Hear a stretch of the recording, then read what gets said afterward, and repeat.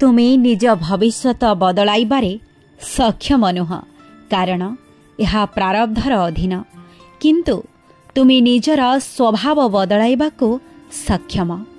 स्वभाव व्यक्तिर भविष्यत बदलाइबारे सहायक होइथाए। तुमे कौनसी कार्य करिबाको निश्चय कले ताहा तुमे करि पारिब किंतु जदि प्रथमरु भाबिब जे मु ए काम करि पारिबि नाही तेबे तुमे असफल होइजिब। तेणु कहा जाइछे मन के जीते जीत है मन के हारे हार। तेणु आत्मविश्वास सहित कार्यर आरंभ कर। संपर्कर डोर आमरी हाथ रही थाए धरी रखिले काल काल बीती जाए आउ छाड़ी देले मुहूर्तक मध्यरे छिंडी खंड खंड हो जाए।